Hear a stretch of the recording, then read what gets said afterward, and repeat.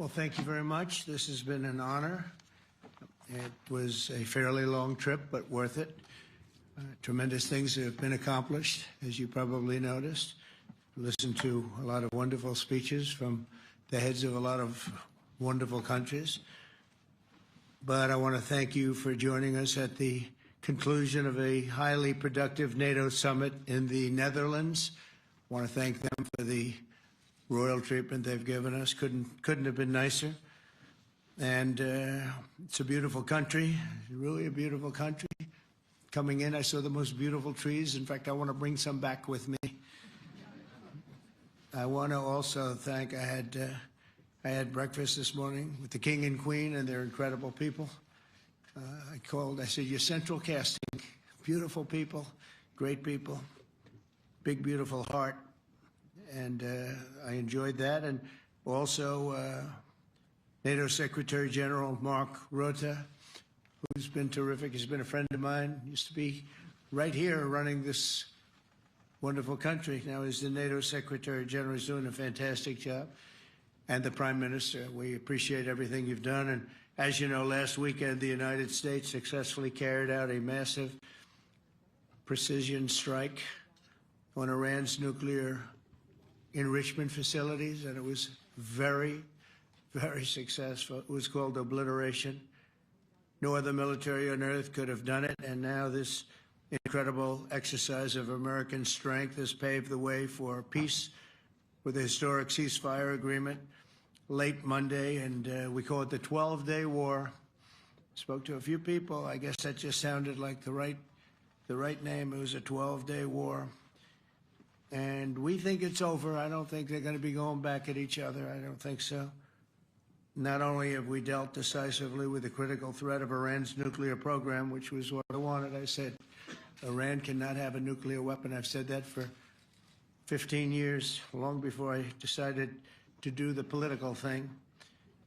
But we've also reasserted the credibility of American deterrence, which is like no other. The people at NATO said there's never been anything. You know, I rebuilt the entire military during my first term. And we have a great military. We have great generals. I got to know the good ones and the bad ones. We kept the good ones.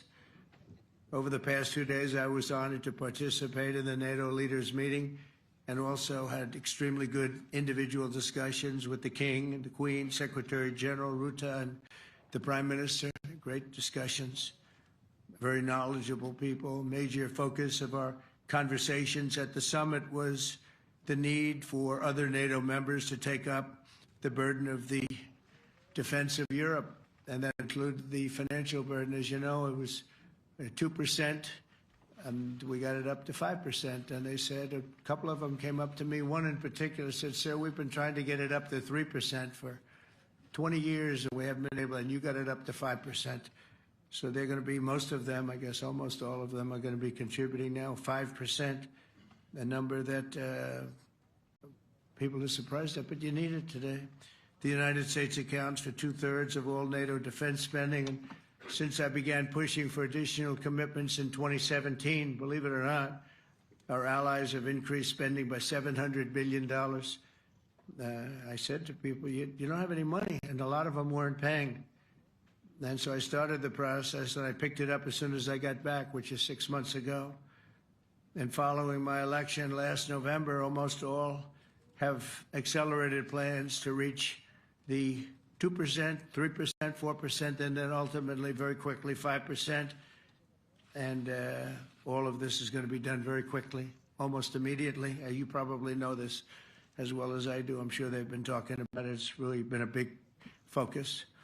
In a very historic milestone this week, the NATO allies committed to dramatically increase their defense spending to that 5% of GDP, something that no one really thought possible. And they said, you did it, sir, you did it. Well, I don't know if I did it, but I think I did. This will be known as the Hague Defense Commitment, which is pretty good, pretty appropriate. When the allies reach this number, it will add more than $1 trillion a year. Think of that, $1 trillion per year to our common defense. And this is a monument really to victory, but it's a monumental win for the United States, because we were carrying much more than our fair share. It was quite unfair, actually. But this is a big win for Europe and for actually Western civilization. For years, past administrations failed to get most allies to contribute even the 2%. I remember when I came here, we had 4 countries that were up to 2%, and I remember Poland was there. A couple of them were there, and but most of them were. We had 28 at the time. As you know, it's increased a little bit, and they've agreed now to more than double their budgets in all cases.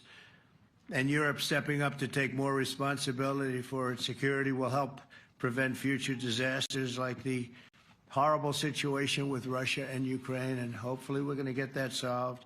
Last week they lost 7,000 soldiers, mostly soldiers, but they're also getting hit in Kiev. They're getting hit in some of the towns also.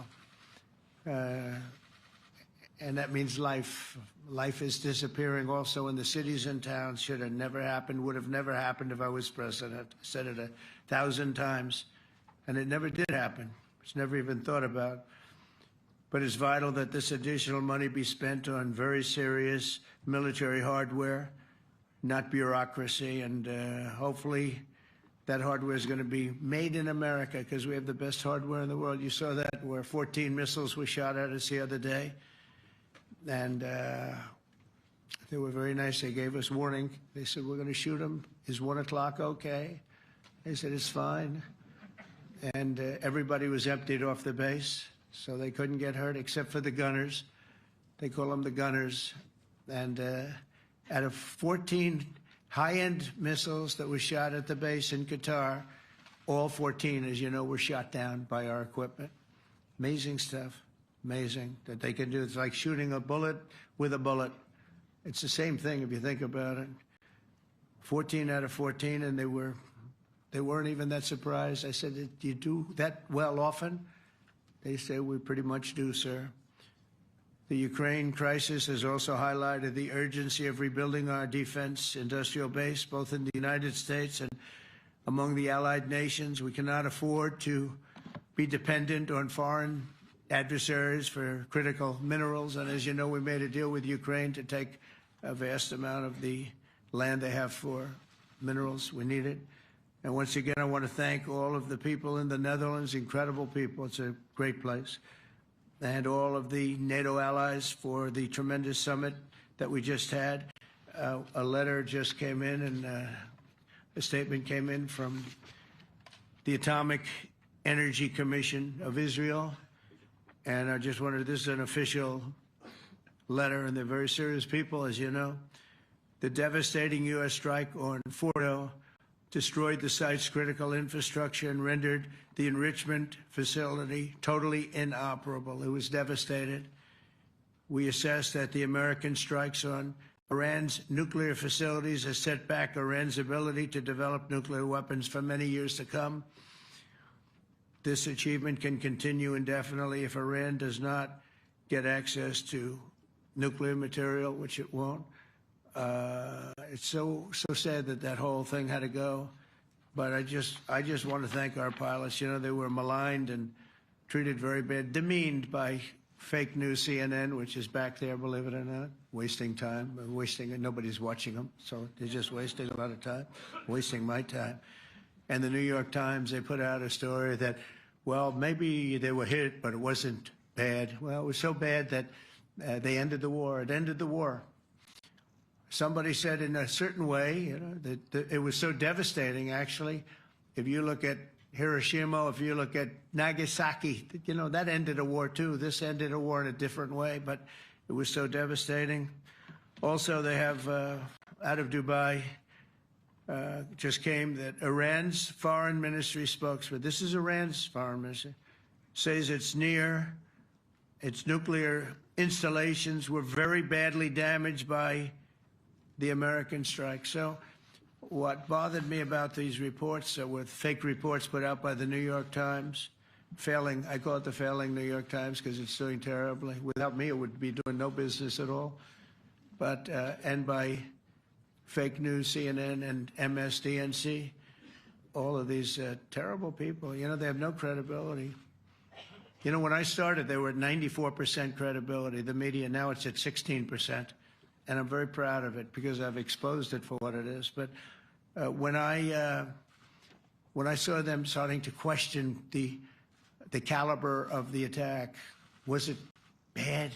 Well, it was really bad. It was devastating. They were obliterated. In fact, you can't get into the tunnels. They just put that over. That just came out. They can't, there's nothing, there's no way you can even get down. The whole thing is collapsed in a disaster. And I think all of the nuclear stuff is down there because it's very hard to remove. And we did it very quickly. When they heard we were coming, it was, you know, you can't move it. Very hard, very dangerous, actually, to move to. And they also knew we were coming, so I don't think too many people want to be down there knowing we're coming. With the bunker busters, as we call them, we're the only ones that have them. We have the best equipment, best nuclear equipment, and we have the best equipment in the world. And by the way, we can't forget our submarine, which was out there, submarines actually, but submarine was out there. We shot 30 rockets into an area, every single one of them. I think it was almost 400 miles away, I think, Pete, right? 400? And long. It was in the ocean, long ways away. And we shot a total of 30. Every single one of them hit within 9 inches from where it was supposed to be. It took out a lot because we didn't do just Fordo. We did 2 others in addition, which hadn't been completely destroyed. So we hit them with a submarine from hundreds of miles away. Amazing, just amazing equipment. Greatest submarines in the world. Nobody's even close. They're 20 years behind us when it comes to submarine technology. So that's one, and the other was from the Atomic Energy Commission, and they have about 3 or 4 of them now coming in from Atomic Energy Commissions from various places. But the one that we have that just came out, we released it a little while ago, was from the Israeli Atomic Energy Commission, but numerous of them are getting to see the site, and the site has been demolished. And again, we had these brave patriots, these incredible flyers, these people that can fly a plane better than anybody can fly a plane, going into very hostile territory, flying into the territory that has got more missiles and things pointed at it. But it was very stealth. They didn't get to see it. It was dark. That's the amazing thing about the shots. They hit the shots perfectly, and yet it was dead dark. There was no moon. There was no light. It was virtually moonless. It was very dark, and the shots were hit perfectly. But when they get demeaned, and they were very upset about it because they knew how strong it would be. Back in Missouri, the pilots flew about 36 hours, 2 ways, far distance, and in those incredible B-2s. And we then had the F-22s, and we had the F-35s, and we had other planes, and we had, I think, a total of 52 tankers. That means the big tankers, because the refueling was a lot for all of the different planes that we sent.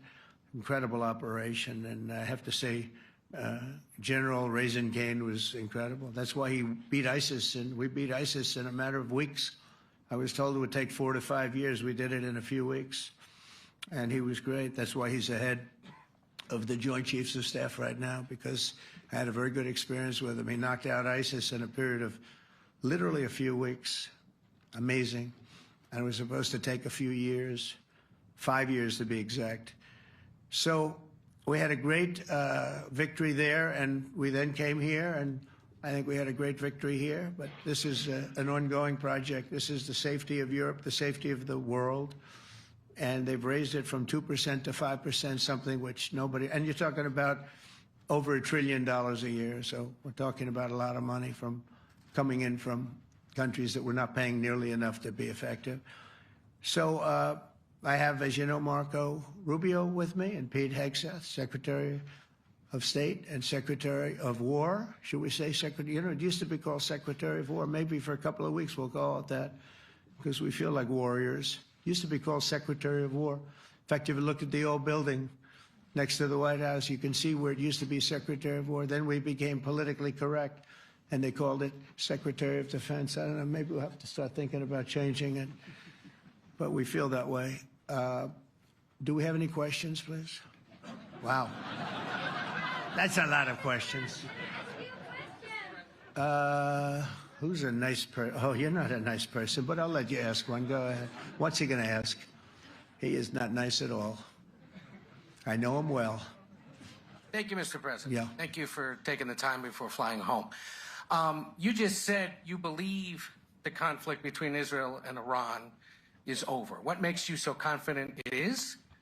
And what do you do if it isn't? Because I dealt with both, and they're both tired, exhausted.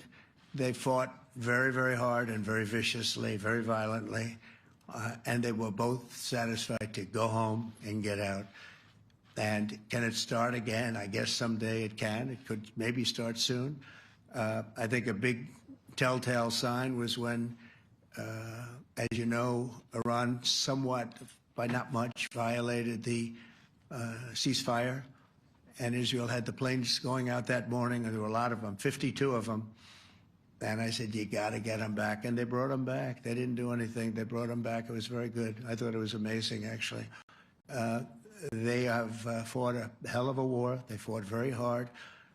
I think the war ended, actually, when we hit the various nuclear sites with the planes. And I just hope you people can give these pilots, these are the best pilots in the world. They're the best shots in the world. They call them shots. That's what they are. And wait a minute. And I just hope you can give them the respect they deserve, because they came home to fake news. And like, oh, gee, there was hardly any damage. The things are decimated. So, but I think, no, I think they're very much finished. I think Israel's going to get back to doing what they do. And I think that Iran's going to get back. You know, Iran has a huge advantage. They have great oil, and they can do things. I don't see them getting back involved in the nuclear business anymore. I think they've had it. They've been at it for 20 years, and I don't see that happening either. Now, if it does, we're always there. It won't be me. It'll be somebody else, but we're there. We'll have to do something about it. Yes, please, go ahead. Go ahead. Oh, fake news, CNN? Oh, yeah, here we go. Wait till you hear this question. You should really say how great our soldiers and our warriors are. I think everyone appreciates our soldiers and our warriors. I do have two questions for you, Mr. President. You just cited Israeli intelligence on these attacks. Earlier, you said U.S. intelligence was inconclusive. Are you relying on Israeli intelligence for your assessment of the impact of the strikes? No, this is also Iran made the statement. And it's also, if you read the document that was given, that Pete can talk about if you'd like, the document said it could be very severe damage. But they didn't take that. They said it could be limited or it could be very severe. They really didn't know, other than to say it could be limited or it could be very, very severe. And you didn't choose to put that because it was very early after. Since then, we've collected additional intelligence. We've also spoken to people who have seen the site, and the site is obliterated. And we think everything nuclear is down there. They didn't take it out. Okay, question? Please, go ahead. Go ahead. Yeah, blue dress. Thank you so much, Mr. President. Yesterday, you said China can now continue to purchase oil from Iran. Yeah. Are you giving up on your maximum pressure campaign? Because there are sanctions right now. With who? On Iran. No, look, they just had a war. The war was fought. They fought it bravely. I'm not giving up. They're in the oil business. I mean, I could stop it if I wanted. I could sell China the oil myself. I don't want to do that. They're going to need money to put that country back into shape. We want to see that happen. No, if they're going to sell oil, they're going to sell oil. We're not taking over the oil. We could have, you know. I used to say with Iraq, keep the oil. I could say it here, too. We could have kept the oil. No, China is going to want to buy oil. They can buy it from us. They can buy it from other people. But you're going to have to put that country back into shape. It desperately needs money. Yeah. Yeah, please. Here we go. I'm picking the beauties today. Go ahead. Mr. President, Secretary General Rutte has described President Putin as an adversary, a threat, an enemy. Do you view him the same way? And in addition to that, you mentioned General Kane, your chief of staff, the chairman of the Joint Chiefs of Staff. General Kane. Yes. He has said that Mr. Putin has territorial ambitions beyond Ukraine. Do you view that in the same way? Possible. I mean, it's possible. I know one thing. He'd like to settle. He'd like to get out of this thing. It's a mess for him. He called the other day. He said, "Can I help you with Iran?" I said, "No, you can help me with Russia." Because, you know, in the last few weeks, we took care of India and Pakistan, Kosovo, Serbia. I think on Friday we have coming in, the Congo is coming in, and Rwanda is coming in. That was a vicious war that went on, a machete war, heads chopped off all over Africa. They're coming in. We did 2 others in addition to that. Nobody's ever done anything like this. No, I consider him a person that's, I think, been misguided. I'm very surprised, actually.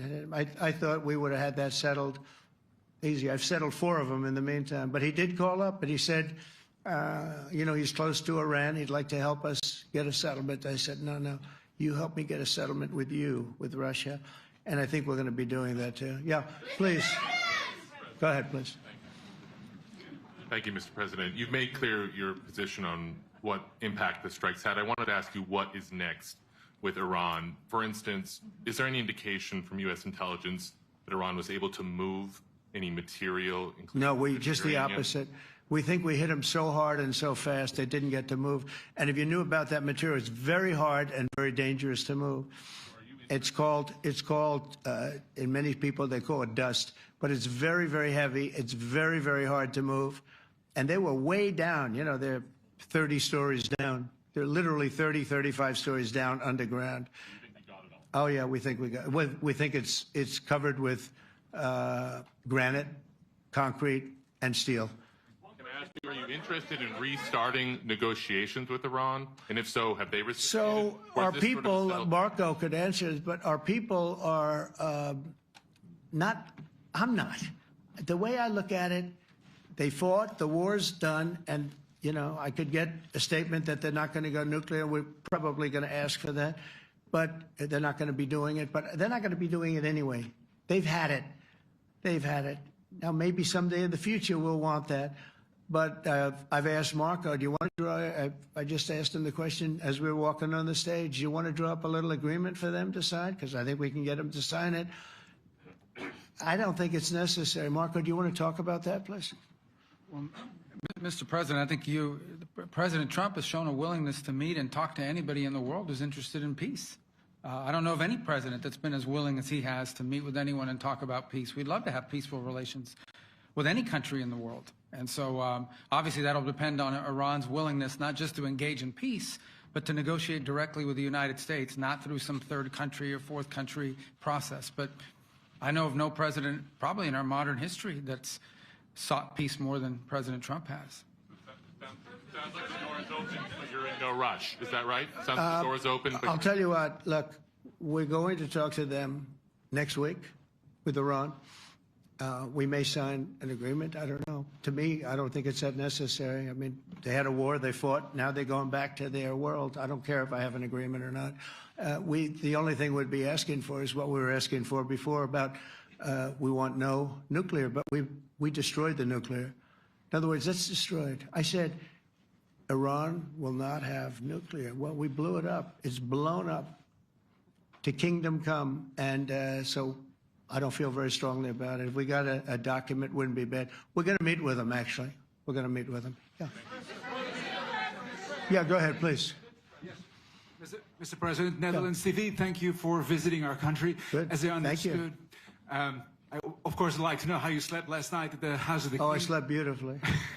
But probably a more serious question. I think you just had a meeting with President Zelensky. Did you discuss any ceasefire in this Russo-Ukrainian? No, I wanted to know how he's doing. He was very nice, actually. You know, we had little rough times, but sometimes he was couldn't have been nicer.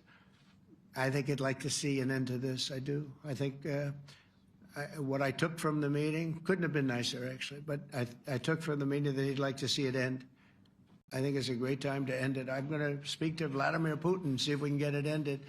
But look, these are brave people. They're fighting these wars all over the place. You know, last week they had, I guess, I told you, close to 7,000 young soldiers, Russian and Ukrainian soldiers were killed, 7,000 in 1 week. It's crazy. It's crazy. So I'll be speaking to Putin. No, I had a good meeting with with Zelensky, and I had a lot of good meetings. We had a lot of good meetings with a lot of people, a lot of great leaders. But he's fighting a brave battle. It's a tough battle. Yeah. Go ahead, white dress. Thank you. Ida Hallikainen from Finland, Ilta-Sanomat. Good. You have played golf with President Alexander Stubb. How do you see Finland as a NATO ally and partner, and how would you describe your relationship with our president? Well, he's a very good golfer, okay? In fact, he was on his college golf team. He went to a good college in the South, as you know, a very good college, and he was a good golfer. We had a good time. I think my relationship's great. I want to buy icebreakers. You know, you're very good at icebreakers. And I actually made him an offer. I didn't go to Congress. They'll try and impeach me for this. But there's an old, it's not old, it's fairly new, but it's used icebreaker. And I offered him about 1/3 of what he asked for.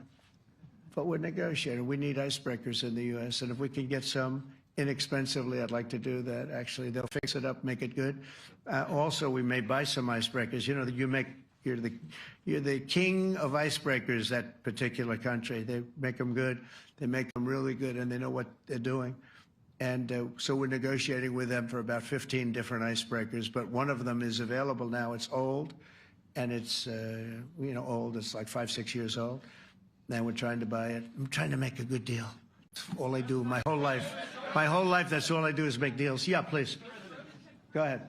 Sir, go ahead. Yeah, a question for NewsHour, Dutch TV. First of all, on Article 5, on your way here, you spoke about the commitment of the U.S. to Article 5, saying, I'll give you my definition once we're here.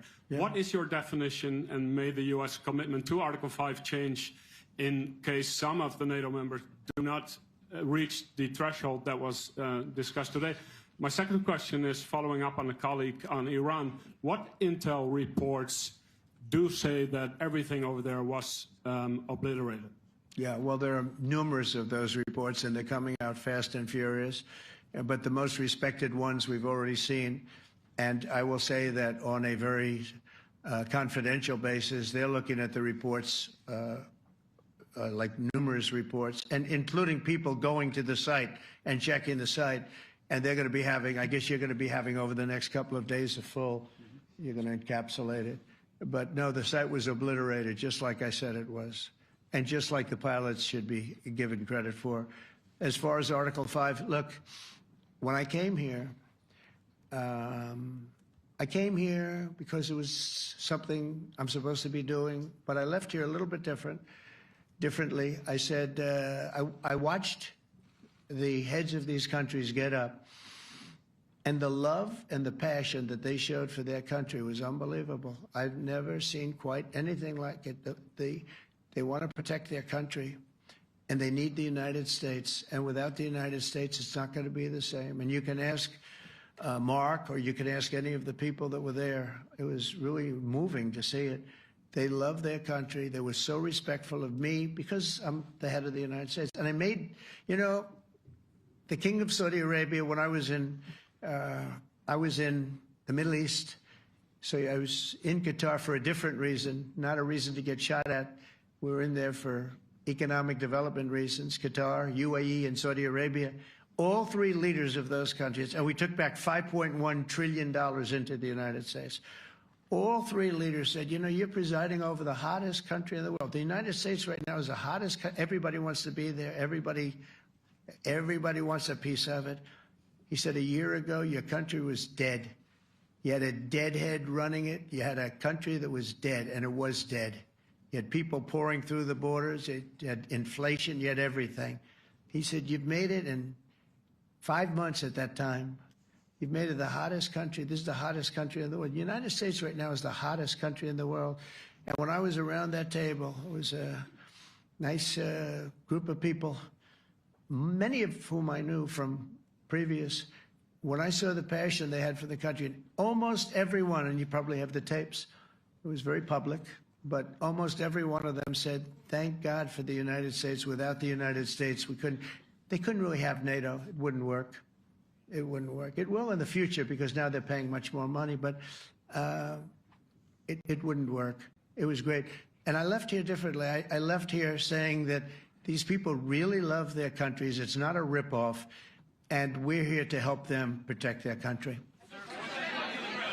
Okay, we'll do one or two more.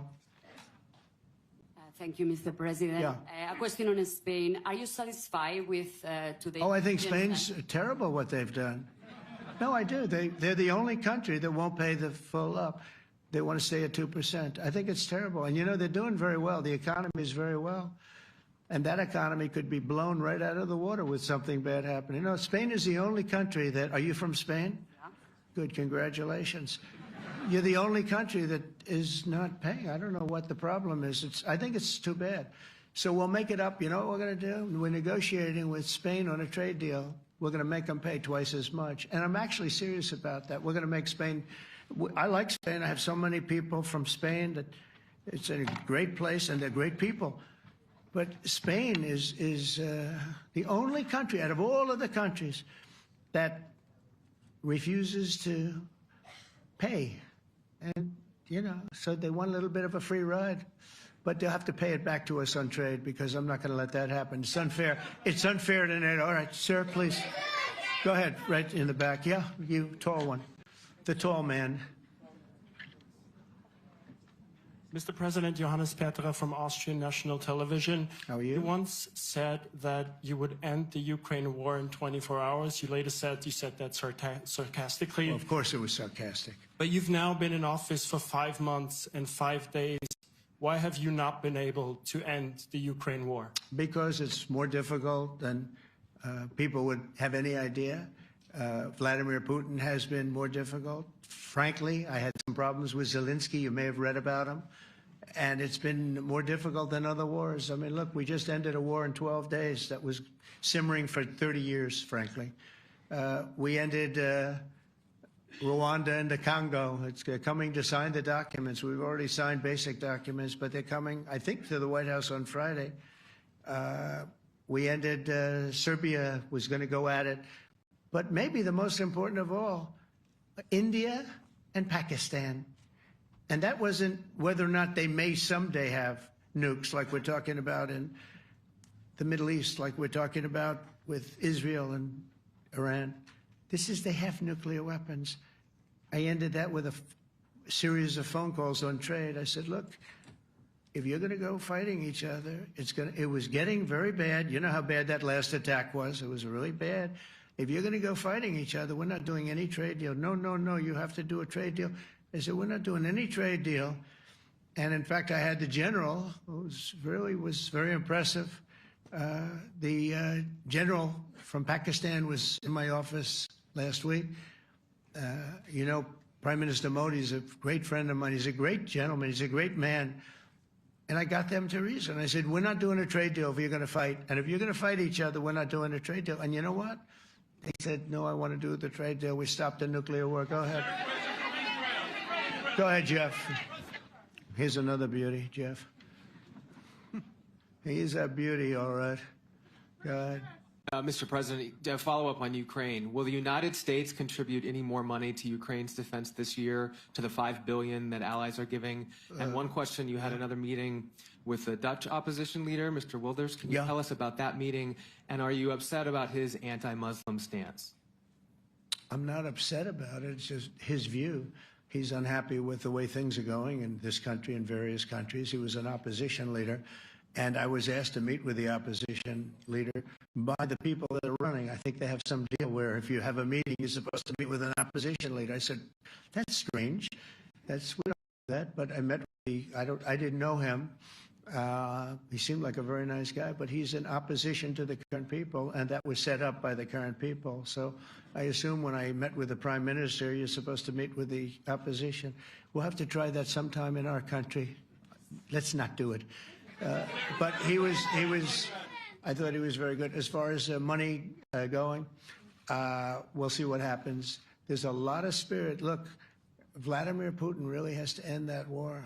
People are dying at levels that people haven't seen before for a long time. Go ahead. Go ahead. White shirt. Oh, she's all excited. So,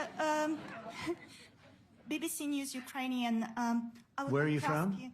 I'm from Ukraine. Oh, so my wow. question to you is whether or not the U.S. is ready to sell anti-air missile systems Patriot to Ukraine. We know that Russia has been pounding Ukraine really heavily right now. Are you living yourself now in Ukraine? My husband is there. Wow. And I can see you very, it's amazing. And me with the kids, I'm in Warsaw actually, because he wanted me to be. Is your husband a soldier? No? He's there now? Yeah. Wow. That's rough stuff, right? That's tough. And you're living here? In Warsaw. And you're a reporter? I am. Good. So let me just tell you, they do want to have the missiles, okay, as they call them, the Patriots. And we're going to see if we can make some available, They're very hard to get. We need them too. We were supplying them to Israel, and they're very effective, 100% effective. Hard to believe how effective. And they do want that more than any other thing, as you probably know. That's a very good question, and I wish you a lot of luck. I mean, I can see it's very upsetting to you. So say hello to your husband, okay? Thank you. Go ahead. Thank you. Thank you, Mr. President. You were criticizing... Where are you from? Bloomberg News. Oh, Bloomberg. That's wonderful.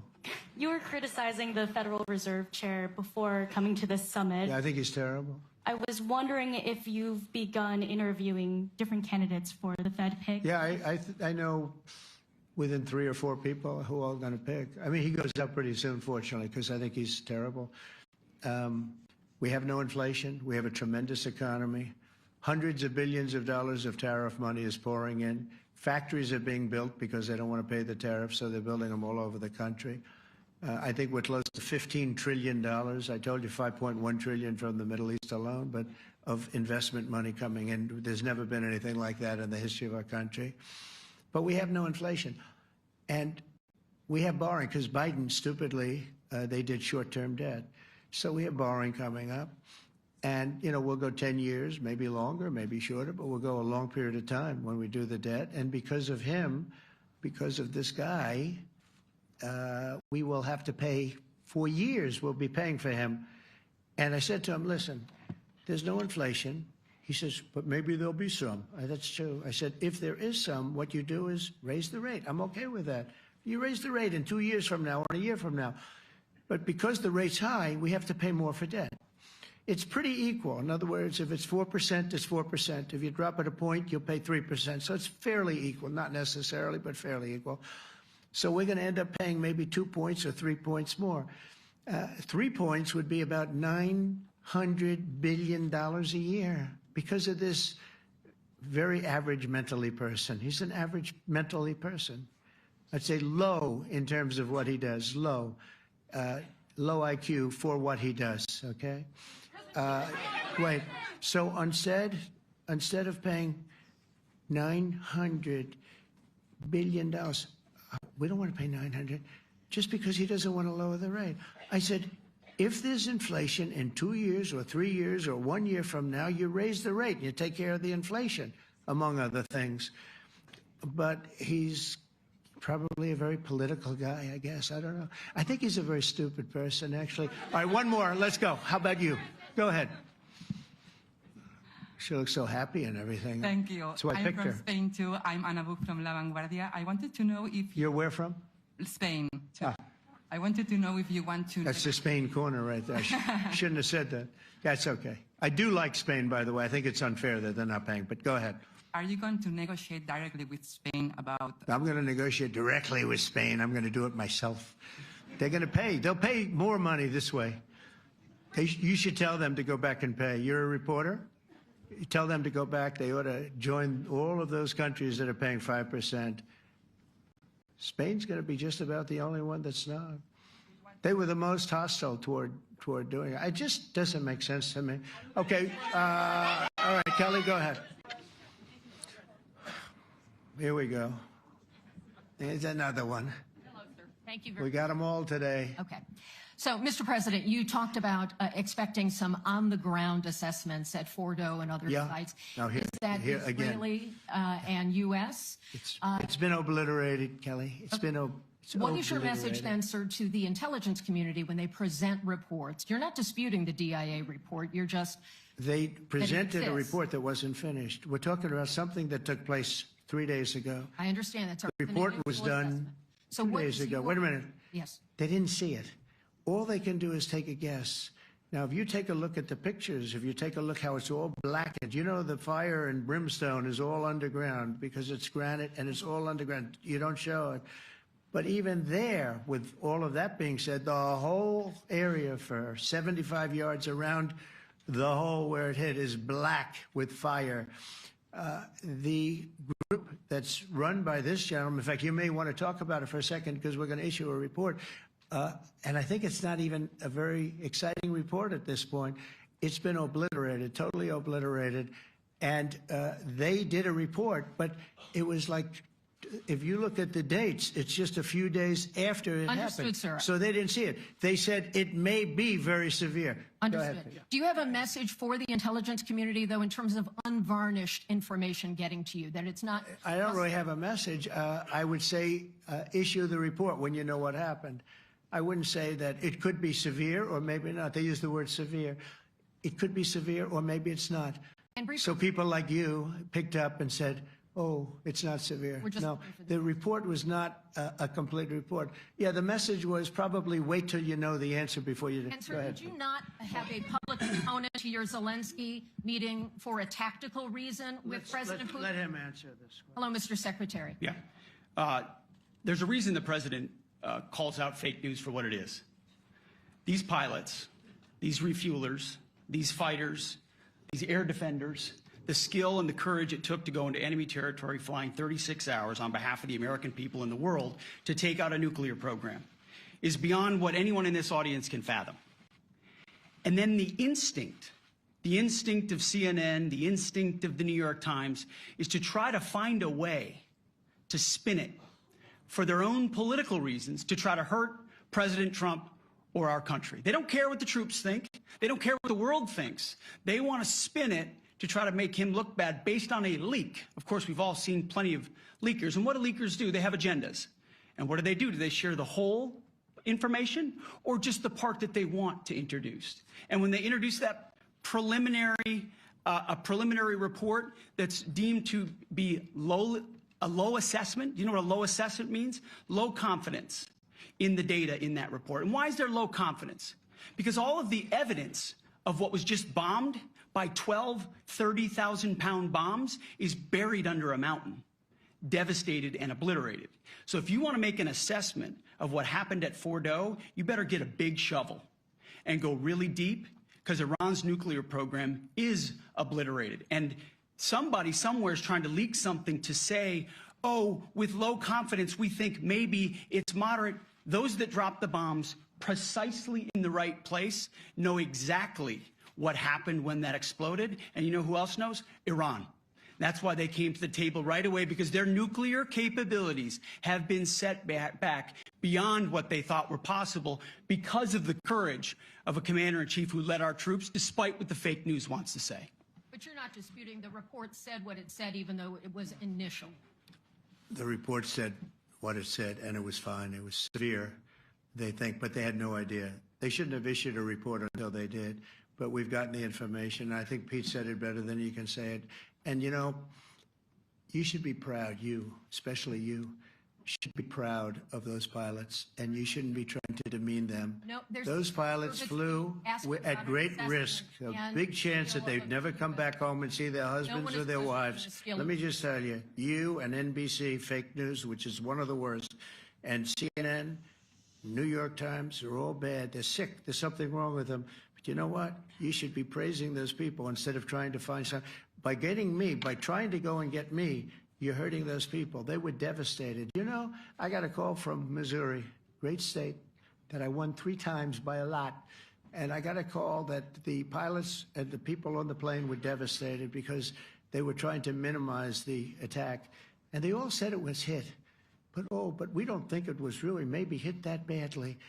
And they were devastated. They put their lives on the line, and then they have, and I'm not referring to you, but real scum come out and write reports that are as negative as they could possibly be.